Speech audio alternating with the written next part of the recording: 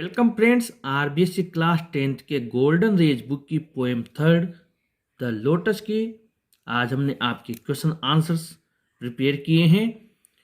आइए स्टार्ट करते हैं। सबसे पहले हम इस पूरे जो आपकी पोएम है इसकी जो भी समरी है वो देख लेते हैं। इस कविता में जो भी आपके मेन पॉइंट्स आए हैं और इससे आपकी पूरी पोएम क्लियर हो जाएगी। और इसी जो हमने आपके ये लाइंस ली हैं, जो मैटर लिया है, इससे जितने भी क्वेश्चंस आपकी पोएम में बनते हैं सबके आंसर्स क्लियर हो जाएंगे। आइए स्टार्ट करते हैं। Cupid the god of love came to Flora the goddess of flowers to ask her for a flower which might be called the queen of flowers. जो प्रेम का देवता क्यूपिड है वो फ्लोरा जो कि फूलों की देवी है उसके पास आता है और उससे कहता है कि उसे एक ऐसा फूल वो प्रदान करे जो कि फूलों की रानी हो, यानी जो सबसे सर्वश्रेष्ठ हो। The rose and the lily were the rivals for the title the undisputed queen of flowers. गुलाब और लिली दोनों एक दूसरे के प्रतिद्वंदी रहे हैं उस टाइटल को पाने के लिए, उस किताब को पाने के लिए जो कि है कि फूलों की अविवादित रानी, यानी फूलों की अविवादित निर्विवादित रानी कौन है, सबसे सर्वश्रेष्ठ कौन है। This title was a matter of dispute for a long time. ये जो टाइटल है, ये जो किताब है वो लंबे समय से विवाद का मसला रहा है, विवाद का विषय रहा है। The great poets took sides of both the flowers. जो महान कवि हैं उन्होंने दोनों फूलों की अपनी बात रखी है, दोनों फूलों का पक्ष लिया है। Some of the poets claimed the white lily is stately in its appearance. कुछ कवि ये दावा करते हैं कि जो सफ़ेद लिली का फूल है वो जो अपीयरेंस है, जो उसका लुक है उसमें बहुत शानदार है, यानी वो बहुत सुंदर दिखता है, बहुत शानदार लगता है। It is as beautiful as Juno wife of Jupiter. ये जुपिटर की पत्नी जूनो है उसके जितना ही सुंदर है। The god of rains. जो जुपिटर है वो बरसात का देवता है, वर्षा का देवता है, उसकी पत्नी है जूनो, उतना ही सुंदर लगता है वाइट लिली। ऐसा कुछ कवि उसके पक्ष में कहते हैं। द अदर सेड, और जो अन्य कवि हैं वो कहते हैं the rose is red in colour and sweet smelling flower. जो गुलाब का फूल है जो लाल रंग का होता है वो अपनी खुशबू से सबको आनंदित कर देता है, उसकी खुशबू इतनी अच्छी है। Its beauty and fragrance made it the rival of lily. इसकी सुंदरता और इसकी खुशबू लिली से इसे अपना प्रतिद्वंदी बना देती है।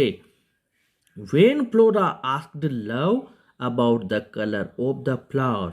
जब फ्लोरा ने लव से, यानी कि जो प्रेम का देवता है क्यूपिड, उससे कहा कि कौन से रंग का आपको फूल चाहिए।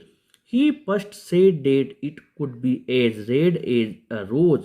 पहले तो उसने कहा कि ये लाल गुलाब जैसा होना चाहिए, यानी गुलाब के जैसा लाल रंग का होना चाहिए। Then he changed his mind। फिर उसने अपना माइंड बदल लिया, अपना मन बदल लिया। And demanded that it could be as white as lily। यह तो लिली के जितना सफ़ेद होना चाहिए। And finally he demanded a mixer of both. और फिर आखिर में उसने उन दोनों का ही मिक्सर मांग लिया, यानी उन दोनों का ही मिला जुला रूप मांग लिया। Flora gave him the lotus. और फ्लोरा ने उसे लोटस दे दिया, यानी कमल का फूल दे दिया। Which had the qualities of both. जिसमें दोनों ही फूलों की गुण हैं। अब आइए इसके क्वेश्चन आंसर देख लेते हैं। पहला क्वेश्चन है why did Cupid come to Flora and what kind flower did Cupid ask for. Cupid Flora के पास क्यों आया और उसने उससे किस प्रकार का फूल मांगा। इसका आंसर हमें बनाना है और इसका आंसर बन जाएगा यहाँ से लेकर, और हम इसका आंसर यहाँ तक लिख देंगे। इसमें आपके पहले का आंसर कंप्लीट हो जाएगा।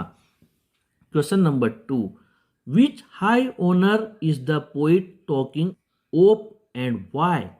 किस बड़े सम्मान की बात कवि यहाँ पर करता है और क्यों। Who were the rivals for the high honour. ऊंचे सम्मान के प्रतिद्वंदी कौन थे। और एक और है, what role did the great poets play. और महान कवि क्या भूमिका अदा करते हैं। दूसरे का आंसर आपको लिखना है यहां से लेकर और यहां तक आपको सेकंड का आंसर लिखना है।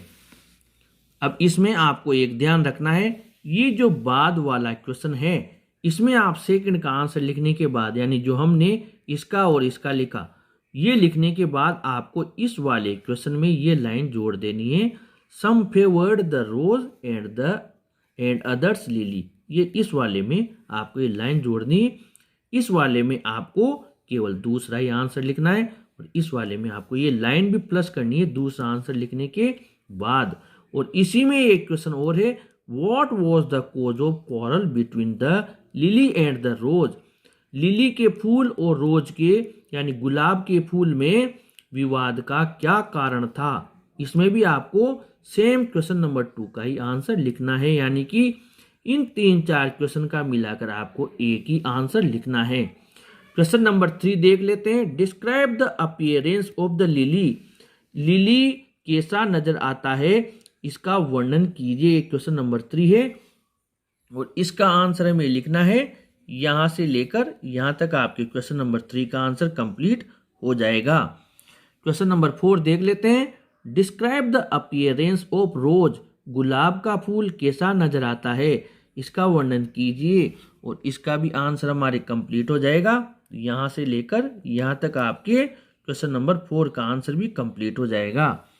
आगे बढ़ते हैं क्वेश्चन नंबर 5 में, how did Cupid hesitate in choosing the colour of the desired flower.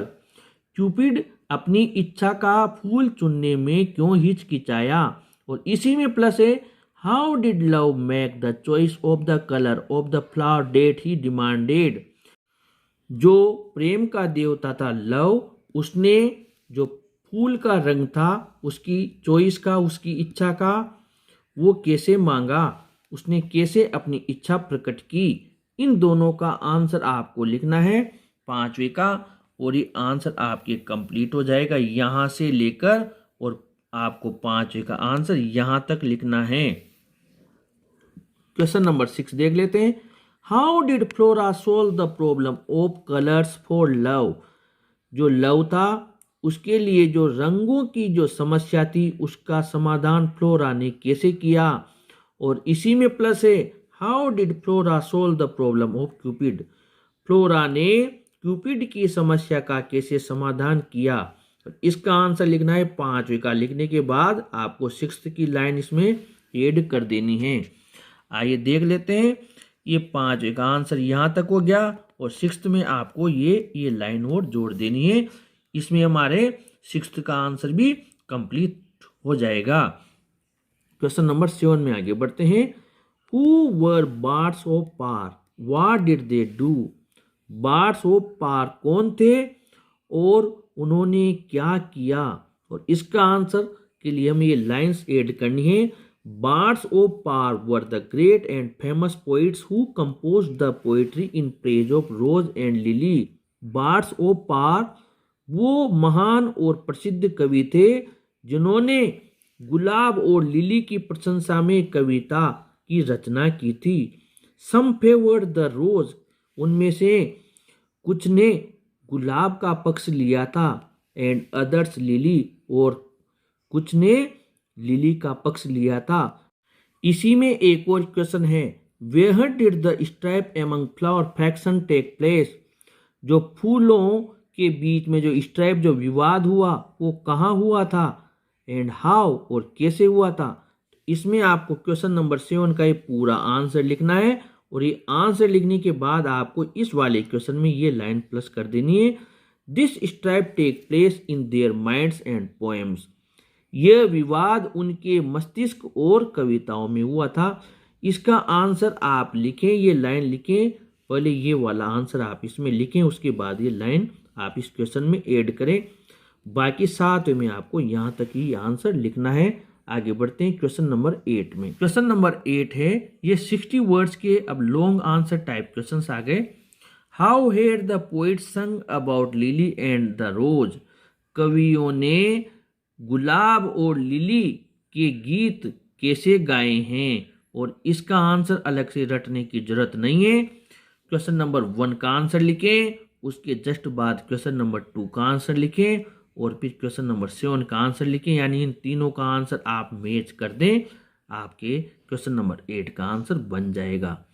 Question number 9 भी 60 वर्ड्स का है। What do you know about Cupid and flora. Cupid और फ्लोरा के बारे में आप क्या जानते हैं। इसका आंसर आपको एक लाइन प्लस करनी है। Cupid is the god of love and Flora is the goddess of flowers. Cupid प्रेम का देवता है और फ्लोरा फूलों की देवी है। और ये लाइन लिखने के बाद में आपको क्वेश्चन नंबर 1 का आंसर प्लस करना है, और फिर क्वेश्चन नंबर 6 का आंसर प्लस करना है। ये भी 60 वर्ड्स का आपका आंसर कंप्लीट हो जाएगा, इसको भी अलग से रटने की जरूरत नहीं है। आगे बढ़ते, ये भी 60 वर्ड्स का है। Do you agree with Flora decision about the quarrel between the rose and the lily, explain. क्या आप जो फ्लोरा ने फूलों की देवी ने निर्णय लिया, जो विवाद हुआ था गुलाब और लिली के मध्य, उसके समाधान करने के लिए जो निर्णय लिया, क्या आप इस बात से सहमत हैं, उसके निर्णय से सहमत हैं। और इसका आंसर आपको केवल एक लाइन ऐड करनी है अपनी तरफ से।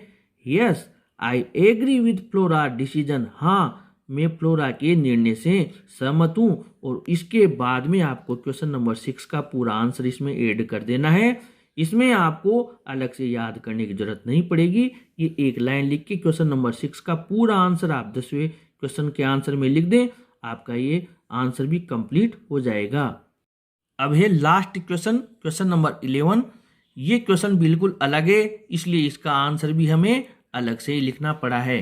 क्वेश्चन है, how is the lotus considered as a cultural symbol in the Indian society. जो कमल का फूल है उसे जो सांस्कृतिक प्रतीक क्यों माना जाता है भारतीय समाज में, और इसी में प्लस है what importance does the lotus have in Indian culture.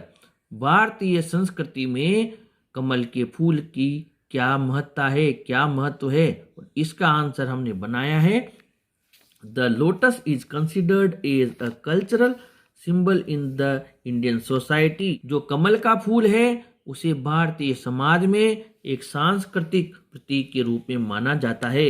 It is a symbol of purity. यह शुद्धता का प्रतीक है। Both Lord Vishnu and goddess Lakshmi love this flower. दोनों भगवान विष्णु और माता लक्ष्मी भी इस फूल से प्रेम करते हैं।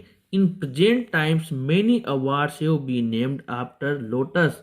आज के समय कई सारे पुरस्कार का जो नामकरण है वो कमल के नाम पर ही रखे गए हैं, जैसे कि लाइक पद्मश्री, पद्म भूषण, पद्म विभूषण ईटीसी। जैसे कि पद्मश्री, पद्म भूषण और पद्म विभूषण आदि। Lotus symbolizes truth, auspiciousness and beauty. जो कमल का फूल है वो प्रतीक है सत्यता का, सत्य का, सत्यम शिवम और सुंदरम का प्रतीक है। ऑस्पिशियसनेस का मतलब होता है शुभकारी, मंगलकारी, ब्यूटी का मतलब सुंदरता। इस प्रकार फ्रेंड्स, ये आज हमने आपके द लोटस के क्वेश्चन आंसर्स कंप्लीट कर लिए हैं। आशा है आप इन्हें याद करके अच्छे मार्क्स प्राप्त करेंगे। अगर आपको ये प्रयास अच्छा लगा हो तो आप चैनल को भी जरूर सब्सक्राइब करें। Thank you.